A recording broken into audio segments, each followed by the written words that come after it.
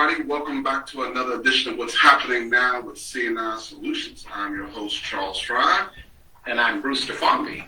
So please like, share, and on this Facebook comment with your friends, family, as we spoke upon that with Tim Rice a couple weeks ago on likes, shares, and comments, the weight that it has whenever you're using it on social media. Last week we discussed the business model Canvas with Bruce Stefanby. He gave us a lot of good insights on your customer and how to get it started. So tune in for fewer weeks to come that we will be discussing more on that business model Canvas as well. Next week we will not be having a show due to this Thanksgiving holiday, so we want to wish all of y'all happy Thanksgiving during that time, and we'll be back the following week. So today we'll be talking business with Mr. Marsau Scott. Mr. Marsau Scott, please come on in. All right. It's just welcome. Welcome. Thank you, Mr. Scott. Hey, welcome. Thank you. So, Mr. Scott, tell us your story. How did you get started as an entrepreneur into business? How did I get started entrepreneur in business? I got started pretty early. I was in businesses for as long as I can remember, just doing certain things, when growing up. I remember we come from a very humble background. And I recall a time, I was 13 years old. I was playing around in my brother's car. He was 16. He had a car. He didn't want it. And he ended up giving me the car because he wanted to go buy another car. He gave me the car. I was 13. Of course, I couldn't drive. But someone asked to buy the car off me. Of course, the car didn't work. We pushed it. It was a stick shift Mercury Lynx. We pushed it, got it to working. They gave me $500 for it. And so with that, went out and bought another car. And before you know it, I was 15 years old. We had about 8 cars in front of the driveway. Runs great, needs minor work. So all in all, the entrepreneurial spirit was always there. Mm-hmm. My brother and I, we started M&M Pool Construction. After I graduated from high school, he built in-ground pools. I told him first that he couldn't do it. He came back and he did it. I think he was making like $1,000 a week. So I said, yeah, man, let's do this. So the next year, we partnered together, started M&M Pool Construction, and we were building in-ground pools. And one of the best things and the most fulfilling thing I can remember is that, here are 2 young black guys from Pontiac, Michigan, going out to all these different cities around us, and we're building these pools. And the fun thing about it is that when we show up, there is just grass. When we leave, there's a beautiful pool.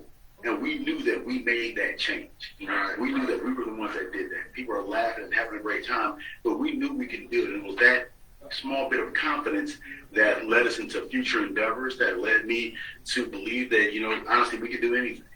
So when it comes from there to flipping houses, to buying apartment complexes, or to deciding to buy shopping centers, or doing whatever it is, it was that confidence that we were able to build in those small endeavors that kind of led to where we are now. Oh, wow. That's interesting. Very, very interesting.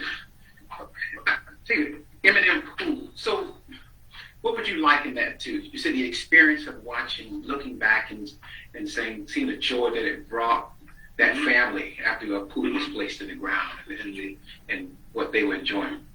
Is that something that you still enjoy today?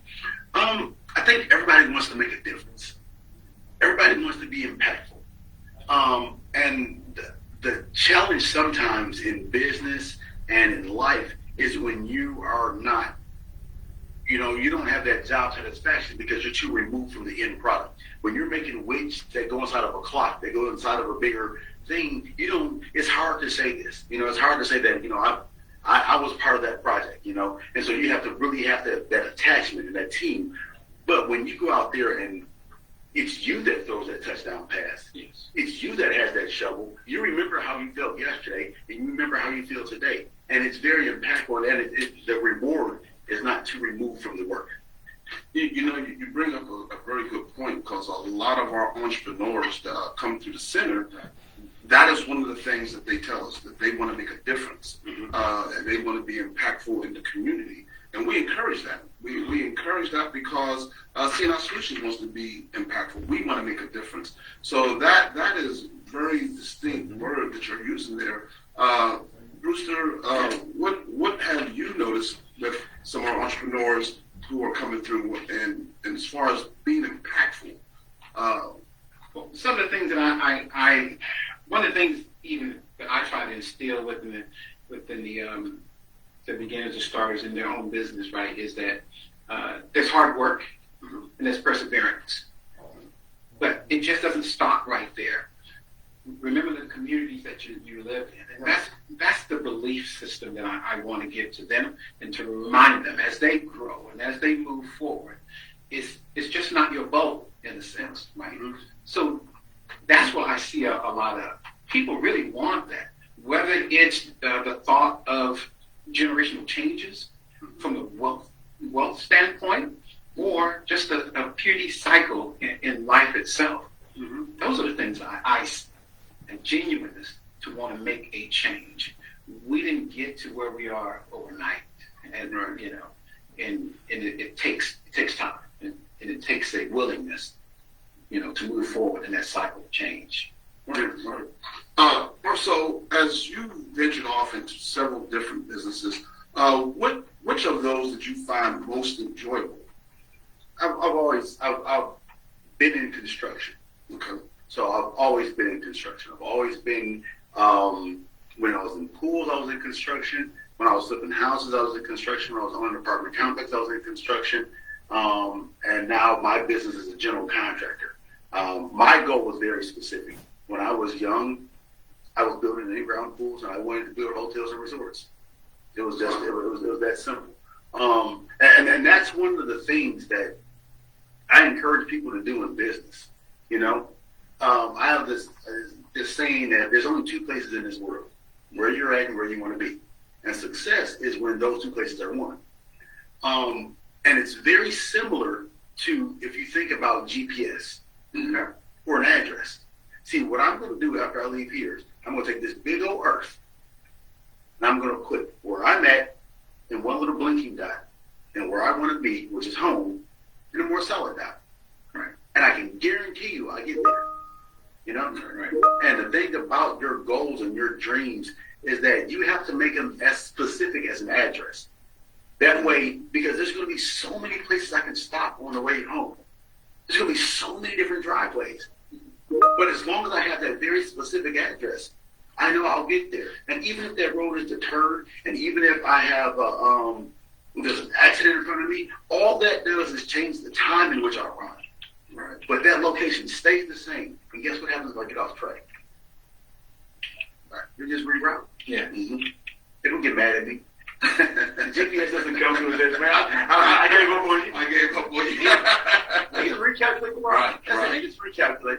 You know what? As I'm sitting here, Charles, I tell you, I think about how you put it in such a manner that seems like, okay, any everyday person can understand, right? Mm-hmm.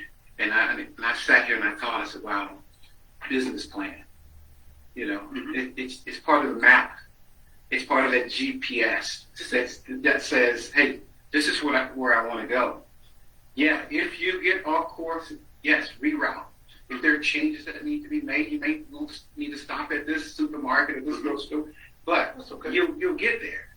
So for the people out there that are watching, when you think about the principal business, as you listen to Mr. Scott, listen intuitively how he's giving the examples. These are nuggets that are worth it, very worth it. You know what the key thing is? I want people to remember this. The key thing is not the route. Mm-hmm. The key thing is the address. The key thing, I cannot begin to tell you how many people want to be successful. Yes. Right. Yeah. I just want to be successful. And I ask them one simple thing. Where's success? Saying I want to be successful is like you telling me, hey man, can you give me a ride home? Sure, I can give you a ride home. Where is that? Just take me home. Right. I'm sorry. Where do you live? Home. Oh, of course you live home. But if you don't give me an address, right, I have no clue where home is. If you don't tell me what defines success for you. Exactly. Because there's so many houses. There's so many places. You can make money doing anything. Anything. But the question is, what does success mean to you? Right. Where is it? And how can you do it like a math film to the point where you separate this point that you want to be from every other point? Once you tell me United States, once you tell me Alabama, once you tell me Oakwood Avenue, once you tell me 4206, once you tell me Suite 100, right. Now there's no other place like it. Right. And that's very good point there, Russell, because success in business is different from you than it is with me, than it is with Brewster. Right. And that is one of the things that we talk about with the entrepreneurs. When they come to the course, we ask them, draw success. Tell me what success looks like to you. And some may say success is being able to lay on the beach for days on end and don't have to worry about nothing. Some may say success is being able to be right there with my customers and seeing that smiling face. So everyone's idea of success is different. Kind of like that address. Everyone's address is different. But you need to give us that address so we know. They got to get more specific. Right. They got to get, okay, you laid on the beach. There's some people that were born on that beach. Mm-hmm. Your customer is smiling because you just gave it to them for free. Right. You got to get down. You got to press this person, and they got to be pressed to say, this is exactly what it is. And sometimes people can't guess that address, and that's fine because everybody thinks they want to be in Dubai, right? Mm-hmm. You start saying what's important. Start saying, I want to be somewhere where it's hot. Be somewhere where I can see the water. I want to see different kind of birds. And once you start with every different level of specificity, you start narrowing the places where success is. Because maybe you want to be a mechanical engineer. Maybe you want to work at Walmart in the logistics part. You don't know. But once you start ironing out what success is, now all of a sudden you start matchmaking that this right here is actually really suited for you. That you would really love Key West. So Charles, with that being said, Mr. Scott, so you talked about the address. Mm-hmm. Successes and failures for you when it came to getting to that address, or is your address? Are you still getting to your address? I'm still getting to my address. I am good friends with failure. Good friends with failure. Join your club. Failure at first he scared me a little bit, right? And I never wanted to beat him. But I finally met him. He's a cool guy. He's a great teacher. Professor. I call him Dr. Failure. Great teacher. You'll love him. I don't like to hang around him a lot, but I see him from time to time as I visit greatness. But when it comes down to just success and my successes and failures, it's really hard to beat a guy that doesn't quit. Right. It's hard to lose if you're still in the game, and so the biggest thing is about the failures is they're usually not surprising. They're usually, the good thing about it is if I go to the wrong house, I'm 100% successful at the wrong house. Mm-hmm. I made the exact wrong decision. So nothing's undefeated, and so I'm okay with failure. I'm not afraid. I learn from failure, and what I'm not going to assume in life ever is that loss of money is failure. Right. Just like I won't confuse success with money either. Right. Absolutely. You bring a good point. We had a business coach who came down and spoke with the class a few months back. And one of the greatest talking points that he gave, he explained how he lost $40,000 in his business, but he did not let that stop him from starting another business. Mm-hmm. And he became very successful in that second business that he had started. So that there was as a true testimony when you meet with, as you said, Professor Failure. Mm-hmm. Well, Professor Failure taught him something. I've had someone tell me, well, Mr. Fowler, how do you know this? I know this because I tried it several times before and failed. Mm-hmm. Now I know how to do it the right way. Right. Like this, and that is one of the best lessons that we try to explain to everyone. you're not going to hit that mark on that first try. It doesn't always happen that way. You might miss a little bit, but just because you missed doesn't mean you stop trying. You do it again, and you realize where you went wrong so that you can hit that mark on that second go around. So let me throw one in there with that. As you were reaching, as you became somewhat acquainted with failure, did you have indicators? Yes. You certainly start learning those indicators. These are old wives' tales or like a farmer's almanac. Okay. My mom used to raise us on those things, and rain before 7 or stop before 11. It was going to rain all day. So you start getting these little indicators. Yeah. And this is one of the reasons why I ventured into my cigar lounge, one of the reasons why we ventured into different things like the comeback group. And it is because after you go and you hear it a couple times and you be around it a couple times and you miss it a couple times, and you miss that photo a couple times, right, you start paying attention to this little horn. And that's the boat's coming. Right. You start looking at the sky, you start seeing all these clouds. And so right away, I remember 2016, I called up my now sister-in-law and I asked her to give me the MLS and look for every house in North Huntsville that was under $50,000. She gave me a list back about 50 houses. I wonder what that list would look like now today. Ooh, I saw it coming. And so now, I remember when I was working in Monaco, and the then president, he came outside, he saw my car in the back, and it was a Mercedes S550, and I think at the time I was making like $55,000, but I wasn't buy one. But anyway, it was a $100,000 car.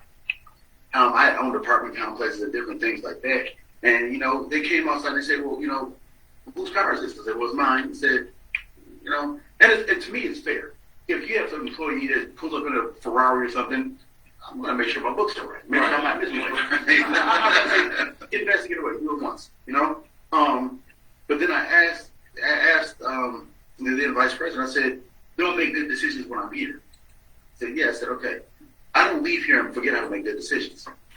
And so once you start seeing that storm brewing, right, as we're in our entrepreneurial job, once you start seeing these different things, once you're that goose that's working at a golden egg factory, and you constantly lay golden eggs, and you get your check every 2 weeks, right, it's okay to remember how to lay those golden eggs for yourself. Oh yeah, it's okay to go ahead and crack your eggs and see if there's gold inside, and see if the things that you're teaching you on your job, how to be organized, how to even though you don't like these policies, where these policies came from.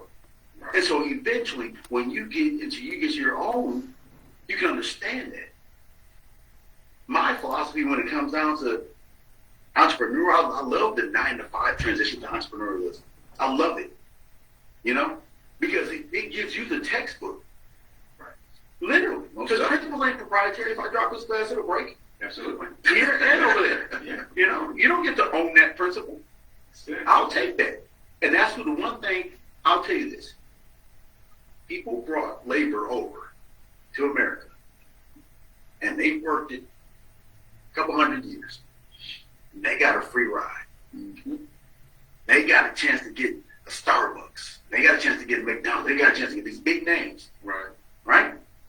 And so what I'm going to do is walk into those Starbucks and take every single one of those ideas and use it over here and make it cooler. Yes, sir. Yes, sir. You mentioned as you was growing and you came into your other businesses, and you mentioned the Black Cigar Lounge. During that process, y'all going into the Black Cigar Lounge, did you find anything that you had to change? You had to pivot on. Your mind said, I want this, I want like this, I want like this, and then you realize we can't do that. We're going to have to make some changes.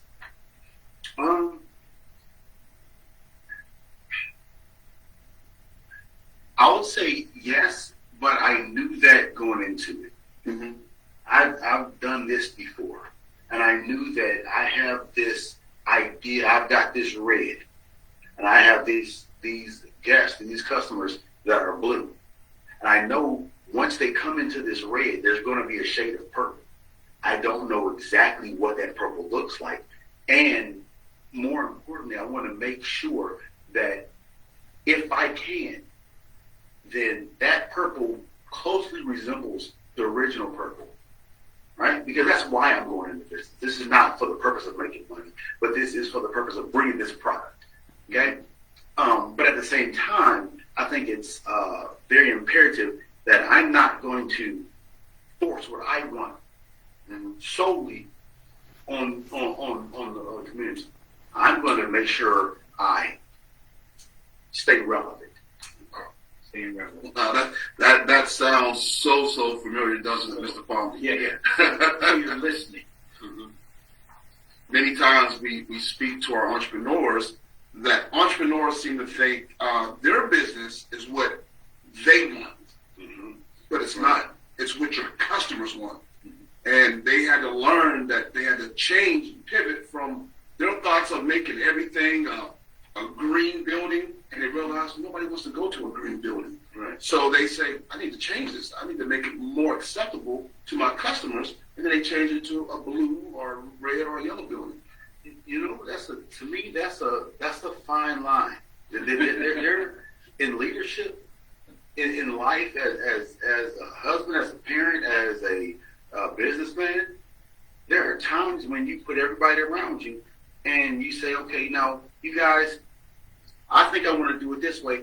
Everyone, tell me, and open yourself for feedback. And sometimes, with all the good feedback, you got to ignore it and do exactly what you thought you were going to do in the beginning. Win, lose, or draw. Right. I think it was Henry Ford that said if they would have asked them, they would have asked the people what they wanted. They would have said faster horses. I think, yes. Sometimes you just gotta but that's what relevant is. Relevant is the connection you have with your market. And it's just like relations, that REL, it's measured by the space between what you're doing and where your market is. Right. An example of such would be, if you guys, you play football. If I was a quarterback and I dropped back and I saw a wide receiver at the 10-yard line, he's running pretty fast. If I throw that ball to where that wide receiver is, that's not going to be a completed pass. Right? I literally have to throw the ball to where no one is. Correct. Because I see where the world's going. Mm-hmm. You cast your idea out there with the hope, with the faith, with the intelligence that this is where the world's going. Guess what happens? The world will catch up to your ideas. That's relevant. Good point. Absolutely. There's some movers and some shakers out there that's doing that. Most right definitely. I think that's seriously important. That's something I'm going to ensure that we kind of put into our talks. Mm-hmm. Yes. So, we have, as we work in the entrepreneurial world, and we're working with young minds and aspiring entrepreneurs, and there's some out there already, who may already have that second job, or as a lot of people might know, they call it the side hustle. From your experience and the vast many jobs that you started, and you started your own little second job with the car and sold the car, and then realized, hey, I can do this, and move on. How would you characterize, or how would you influence those, to become great at what they're doing?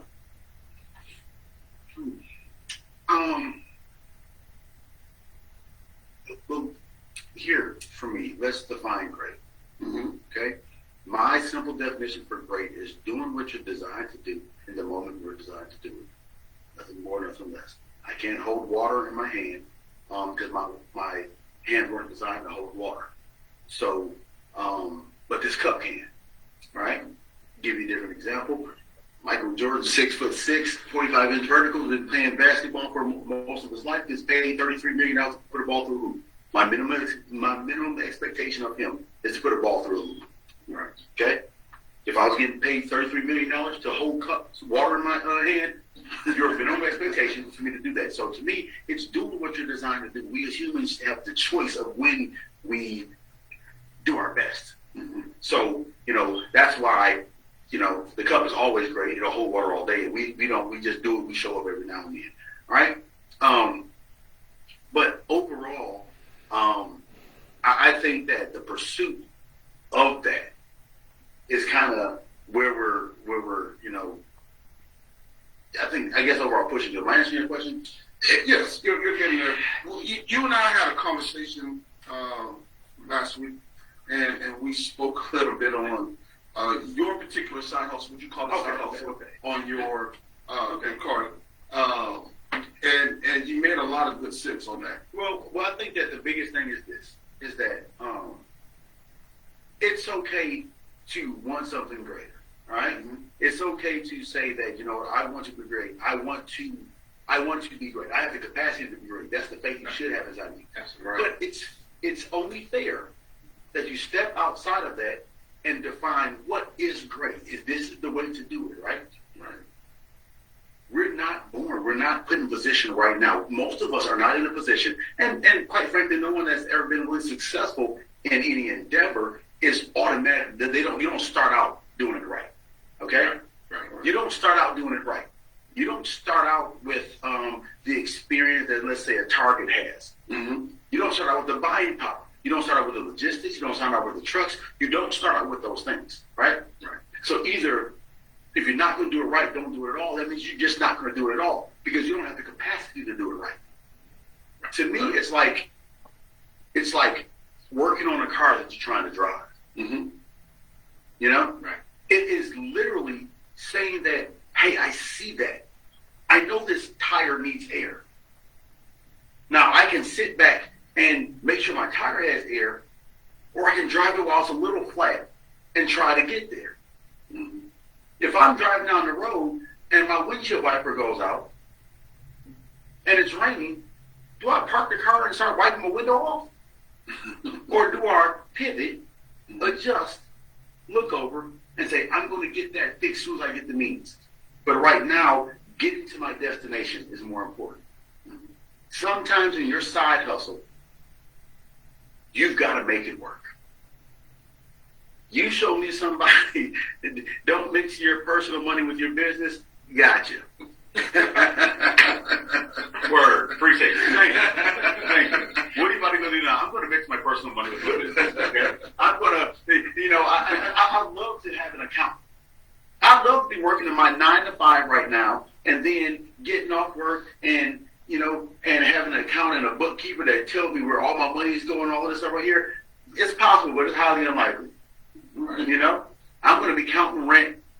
Like, how much more than this? Yes. Right. That's how that works. That's the reality. That's the reality of it. Now, we can sit back and joke and say that this is what you... And now the truth is, it's irresponsible of us as experienced leaders to say, hey, well, just do it like that. No, we teach our kids to do it the right way. Absolutely. We don't want them to make mistakes. We don't want them to do these things. Right. However, those people that are doing business, that you're hustling, that you're bringing it to the end, my thing is just know 2 things. Just know that there is a right way to do it. There you go. And I'm not doing it the right way. I hope y'all heard that. That was a nugget. Yeah, right? But grow to that. Grow to that. Walk into that Starbucks, walk into that company that's operating. If you choose that vehicle, if you want to be a corporation, make sure that you're studying up on it. Right now, we have so many different resources that are Googleable. You can literally go inside and say, what should I be doing? I should be having corporate meetings. I should be able to do this and position yourself so that each day you're getting better. You're getting better. And you're transitioning. This is the growth process. You're transitioning from that 9 to 5 to the side hustle to a business to doing it right into a well-oiled machine that you can leave your job in, or you can leave this and you can come over here and work for yourself. But the idea that I'm going to wait for all the lights to become green before I go is that's not in an entrepreneur's mind. Right. So you're asking them to fight against the nature of themselves. Entrepreneurs say, nobody's doing it, I should do it. Managers saying, why would I do it? No one's doing it. You know, so you got to fight that mentality and fight to be a trailblazer. Right. But you got to be a smart trailblazer. Know how to blaze trails. Mm. Just because it's a new path, don't mean a new path don't mean a new principle. Yeah, you know. Go.